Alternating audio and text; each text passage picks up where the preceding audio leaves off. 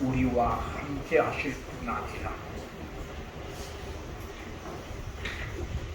우리의 삶을 간섭하심으로 인하여 이 시간 우리 모두를 다시금 주의 말씀 앞에 부르신 주님 감사합니다. 찬양합니다. 주께서 이 시간 우리 모두를 다시금 주의 말씀 앞에 부르셨사오며 주께서 친히 말씀하시는 귀한 시간 되게 하여 주시옵소서. 신이 연약하고 무능한 종은 도구로 쓰시기 원하여 쓰셨사오니 주의 도구로만 사용되어지는 귀한 시간 되게 하여 주시옵소서. 입술과 생각 온전히 주장하셔서 전하는 자도 듣는 자도 하나님의 크신 은혜를 깊이 느끼며 경험하는 귀한 시간 되게 하여 주시옵소서. 주께서 함께 하심을 믿고 감사하며 예수님의 이름으로 기도드리옵나이다. 옆에 분 뒤에 분 이상 분 앞에 만나서 반갑습니다.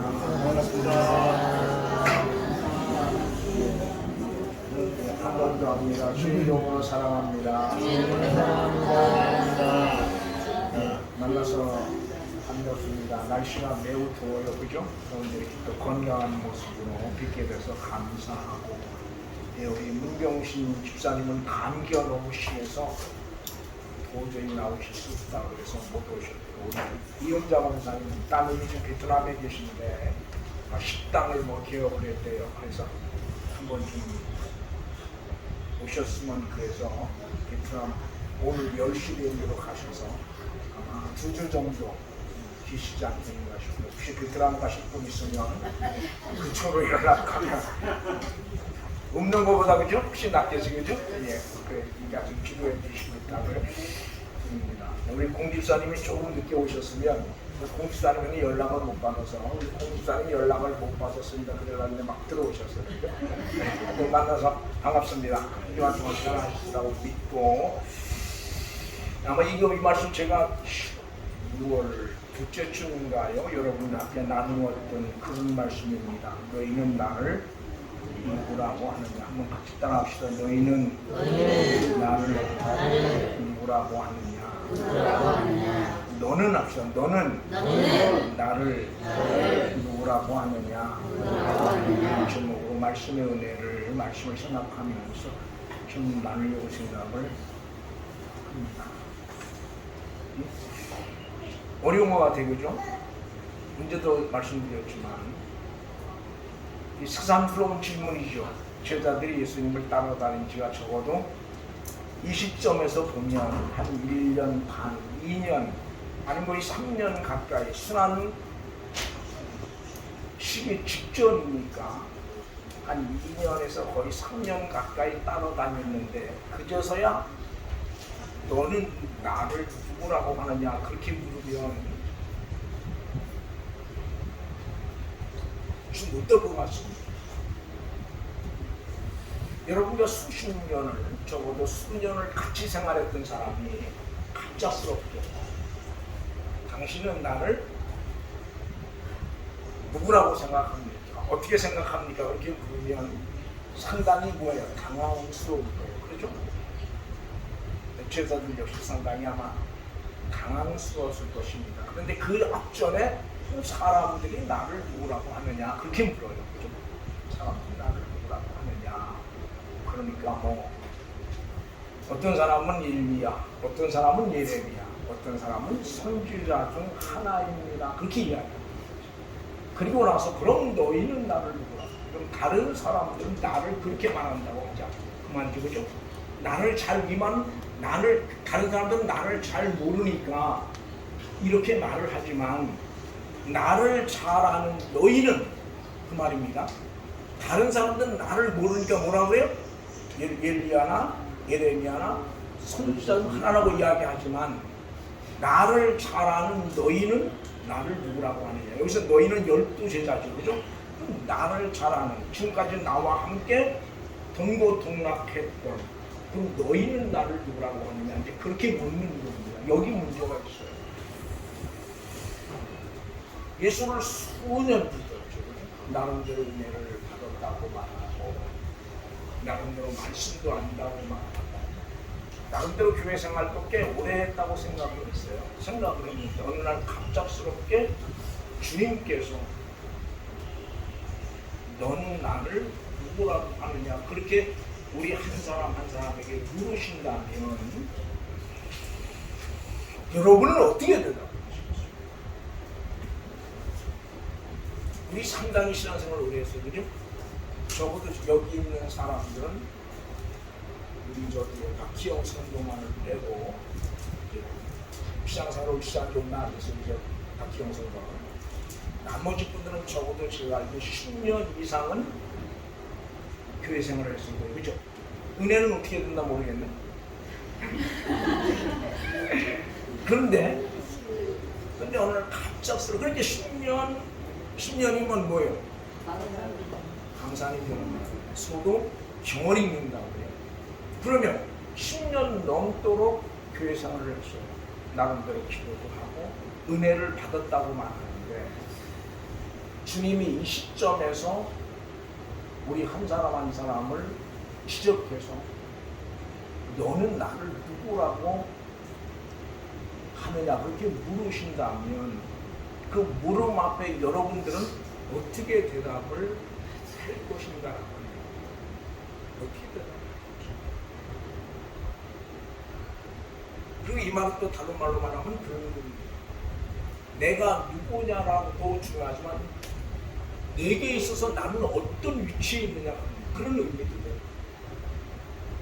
내게 있어서, 너한테 있어서 나는 어떤 존재냐고 말이죠.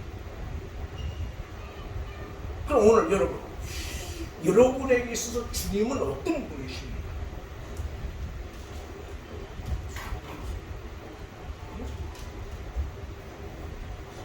여러분에게 있어서 주님은 어떤 분이십니까? 한번 좀 깊이 좀 생각을 하셨으면 좋겠어요. 또 이 질문에 베드로가 뭐라고 말하냐면, 주는 그리스도이시다.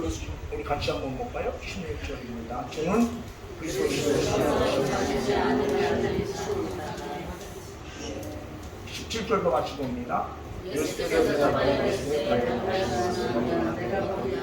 이를 위해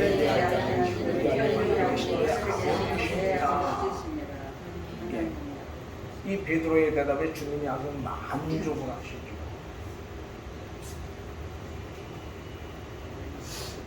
적어도 오늘 우리에게 주님이 무엇인가를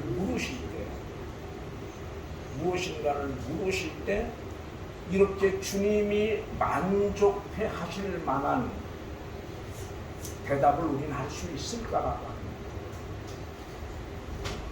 교회 생활을 얼마나 오래 했는데 식분이 뭐냐가 아니라 주님이 무엇인가를 오늘 내게 물으실 때에 나는 그 주님이 기뻐하실 만한, 주님이 만족해 하실 만한 대답을 할 수 있는 믿음의 자리에 내가 서 있는가를 우리는 물어야 될 것입니다. 특별히 오늘 본문의 이 고백이 매우 중요한 것은 참된 신앙은 참된 고백에서 나오기 때문입니다. 즉 참된 고백이 없는 신앙은 결코 참된 신앙이 될 수가 없습니다. 이는 우리의 구원이 참된 고백으로부터 시작되기 때문입니다. 주는 그리스도시요 살아계신 하나님의 아들이십니다. 나는 이 사실을 믿습니다. 바로 이 참된 신앙 고백으로부터 교회가 시작되고 주님의 구원이 시작되고 영원이 시작되기 때문입니다. 그리고 더 나아가 이 고백은 입술만의 고백이 아닌 우리의 삶의 고백으로 이어져야 합니다. 이제 오늘 우리가 안고 있는 가장 큰 아픔이 이 목사인 저도 마찬가지입니다. 고백이 입술의 고백으로 끝나고 마는 경우가 너무 많다는 거예요. 고백이 삶의 고백으로 이어져야 되는데도 불구하고 그 고백이 입술의 고백으로만 끝나고 말 때가 너무 많다는 거예요. 우리의 주님을 향한 우리의 신앙의 고백이 입술의 고백으로 끝나는 것이 아니라 바로 삶의 고백으로 이어질 수 있는 그런 믿음의 자리에 서면 참 좋겠다 그런 생각을 합니다. 그리고 더 나아가 진정한 의미에서 교회는 참된 신앙 고백에서만 시작되어진다. 그리고 참된 교회는 참된 신앙 고백에서만 시작되어진다. 그리고 이 교회는 하나님 사람이 세운 교회가 아닌 누가? 주님이 세우신 교회예요. 주님이 주인 되신 교회예요. 그리고 오늘 이 교회는 결국 오늘 본문처럼 음보의 권세가 이길 수 없는 세상의 그 어떠한 세력도 세상의 그 어떠한 힘도 교회를 무너뜨릴 수 없는 그런 교회입니다. 그래서 오늘 가장 중요한 것은 오늘 우리 한 사람 한 사람이 주님을 향한 참된 고백을 참된 신앙의 고백을 가지고 있습니다. 주님은 그런 우리를 통해서 뭘 이루어가는 겁니까? 하나님의 교회를 세워가신다는 겁니다. 그럼 교회는 결코 건물이 아닙니다. 근데 문제는 우리는 건물 짓는데 돈을 너무 많이 들어요. 어떻게 보면 건물 짓다가 많은 경우도 있어요. 물론 건물 필요 없다고 하는 말은 필요해요. 왜? 예배 장소로서 필요하죠. 그러나 건물이 교회가 아니라면 적어도 오늘의 교회는 잘못되어져 가고 있다.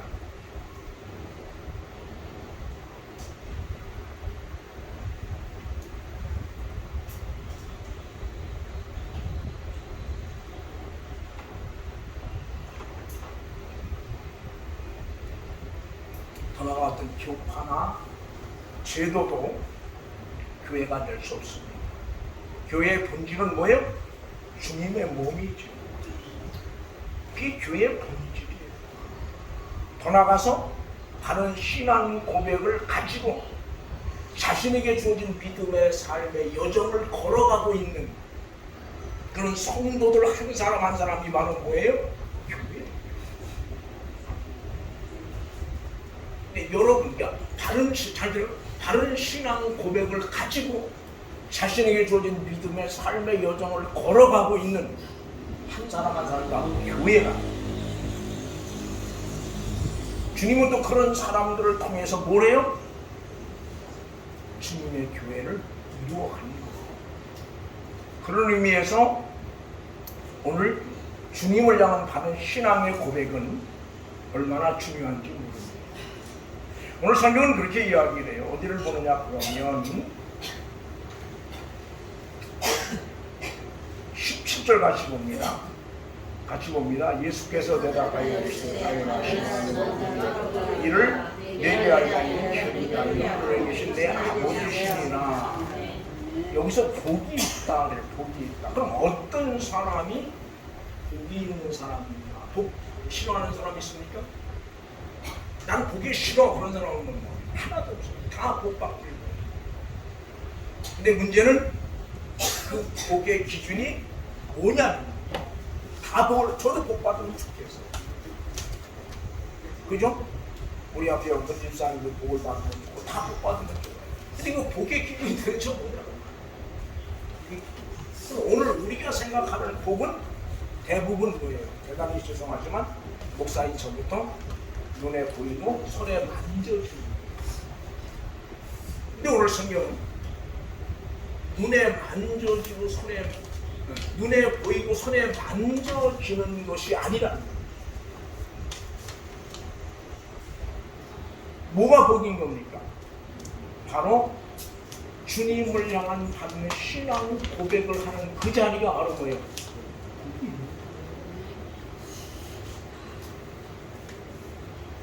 제가 이제 아까 그렇게 물었어요.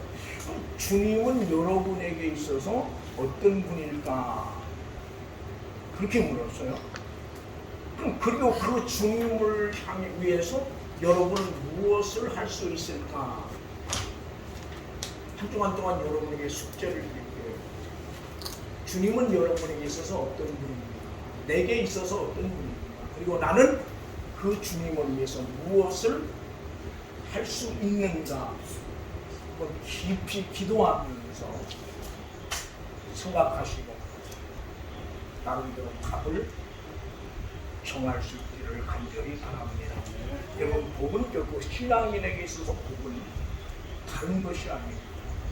주님을 향한 바른 신앙 고백을 가지고 내게 주어진 믿음의 길을 걸어가는 그게 바로 복이다.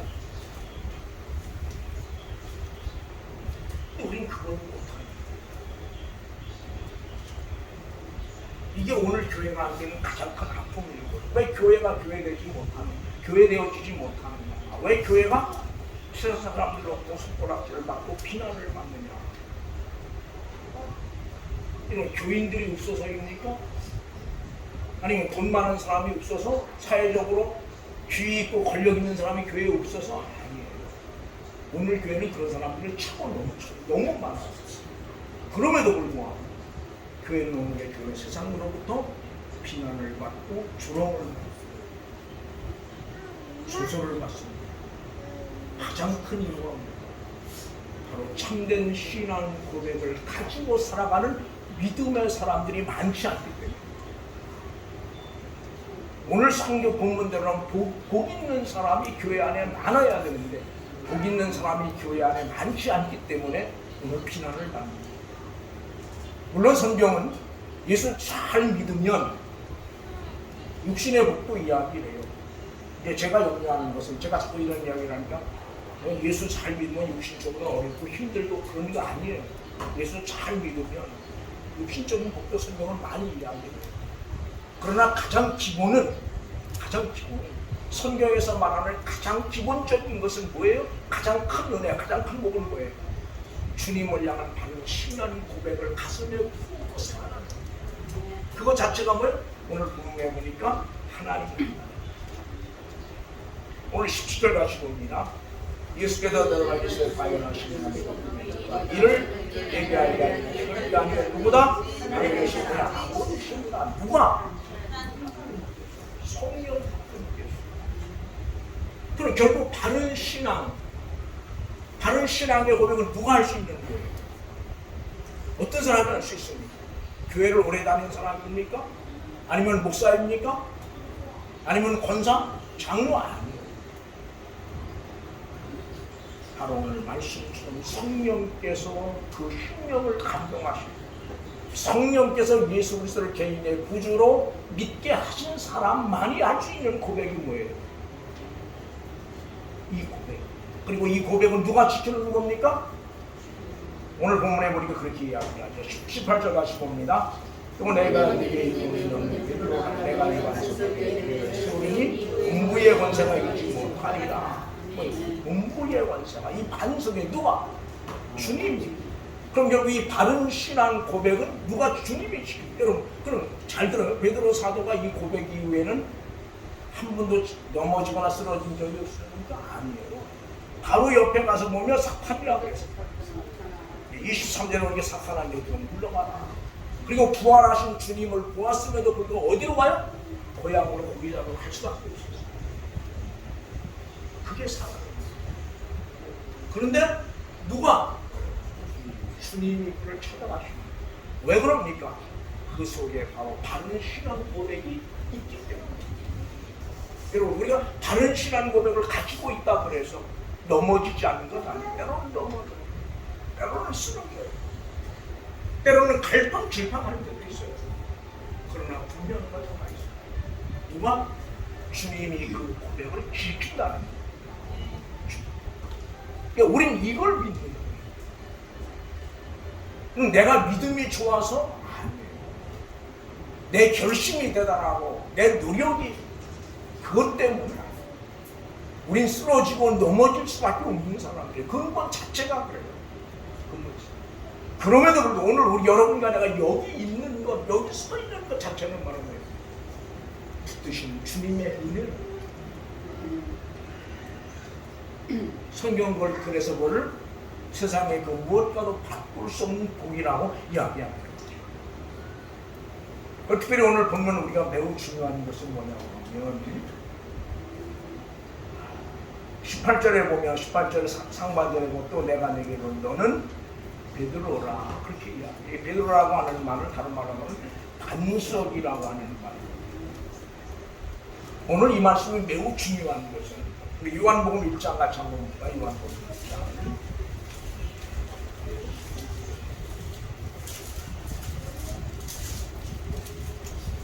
요한복음 1장 우리 42절 같이 봅니다. 데리고 예수께로 오니 요한복음 1장 42절입니다.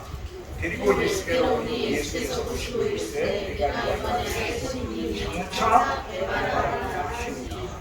개바는 번역하는 베드로라. 요한복음 1장 42절에서 자기를 찾아 나오는 시몬을 보고 주님이 뭐라 그래요? 장차 앞으로 그 말이에요. 앞으로 뭐가 돼요?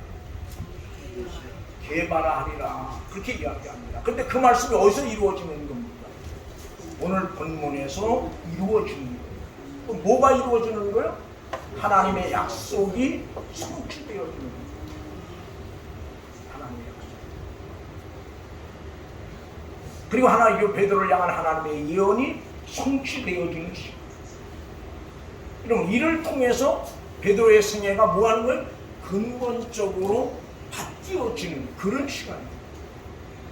여러분 주님을 만난다고 하는 그런 거예요. 주님을 만난다고 하는 것은 내 생애가 바뀌어지는 거예요. 주님을 만난 사람 치고 삶이 바뀌어지지 않는 사람은 아무도 없어요. 성경 어디를 보아도 주님을 만난 사람 치고 주의 은혜를 받은 사람 치고 삶이 변화되지 않은 사람은 아무도 없다. 어떤 삶의 전환점을 가지고 삶의 주님과 나와의 만남은 내 삶의 전환점을 가져올 수밖에 없어요. 그럼 주님을 만났다라고 말하고 은혜를 받았다라고 말하고 이런 어떤 삶의 전환점을 가져올 수 없다면, 어떤 삶의 전환점을 경험하지 못했다면 과연 내가 주님을 만난 사람인가? 내가 과연 주의 은혜를 받은 사람인가? 우리 물어야 돼. 왜 변할 수밖에 없는가? 왜 삶의 전환점을 가져올 수밖에 없는가? 바로 나를 만나주신 그분이 나로 하여금 변화된 삶을 살아가고 하는 것이기 때문에, 여러분이 결심했기 때문에 변화됩니다. 여러분이 기도를 많이 했기 때문에 변화된 게 아니라는 말이에요. 누가? 나를 만나주신 그분이 내 삶을 변화시키고 내 삶의 전환점을 가져오도록 만들어 주셨기 때문에 우리 그걸 믿어요. 그래서 오늘 우리가 잠시라도 잊지 않아야 될 것은 이런 거예요. 어떤 교회를 통해서 내 삶을, 내 삶 속에 갑작스레 찾아오신 그분께서 내 삶의 전환점을 만들어 주셨어요. 그래서 오늘 말씀을 묵상을 하면서 그런 생각을 해요. 우리 모두에게 주님을 향한 새로운 이런 어떤 신앙의 고백들이 좀 있었으면 참 좋겠다. 이 영혼 깊은데서 터져라. 주님, 내 주님이시다.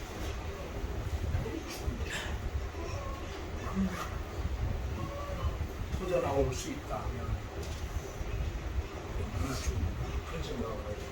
그런 감격들이 우리에게 있으면 참 얼마나 좋을까 그 생각을 합니다.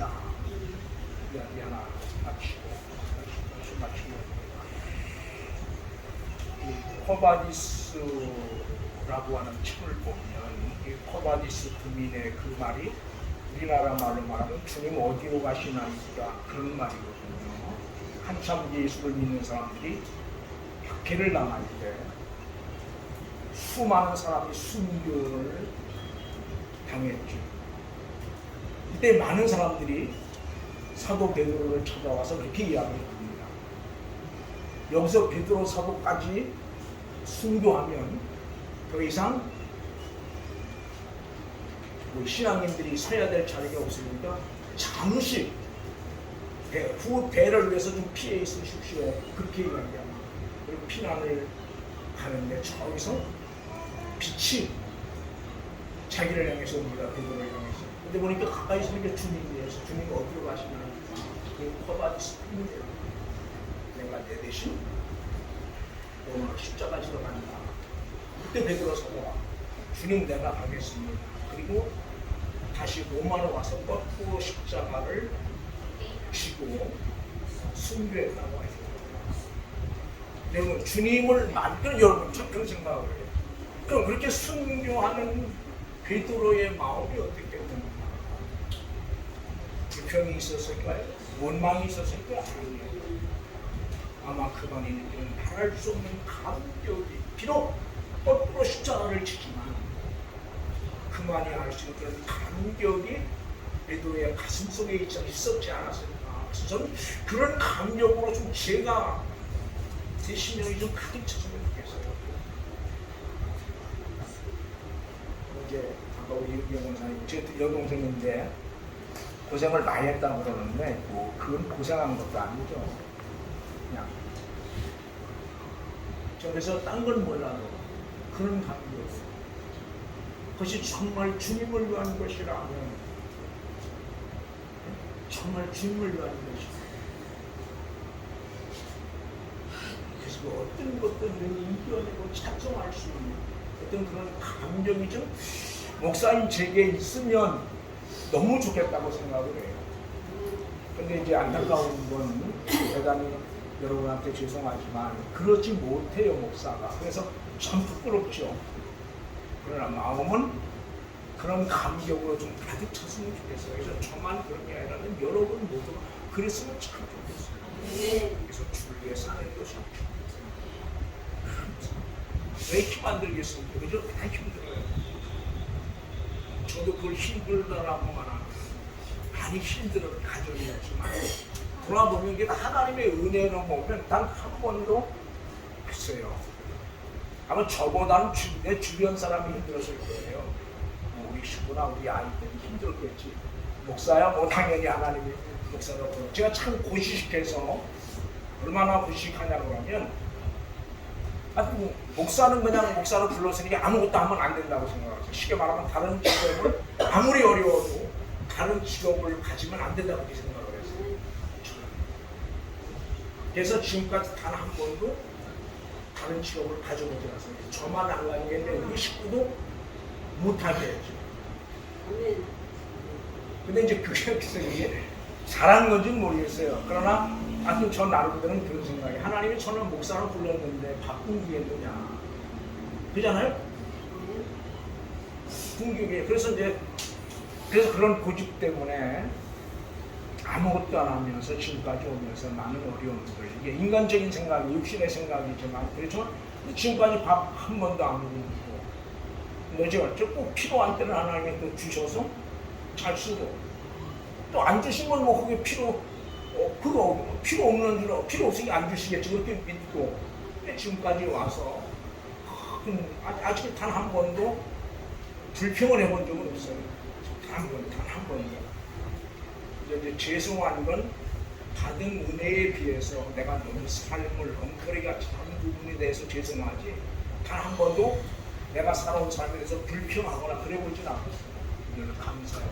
그러나 이제 지금도 이런 그런 뜨거운 마음, 그런 어떤 감격이 좀 가슴속 깊이서 좀 있으면 좋겠다. 남은 시간에서 저는 이런 감격이 목사인 저도 여러분에게도 있었으면 참 좋겠다. 그런 생각을 합니다. 청송으로 기도 한번 할까요? 찬송. 한 시간 많이 가죠? 그죠? 한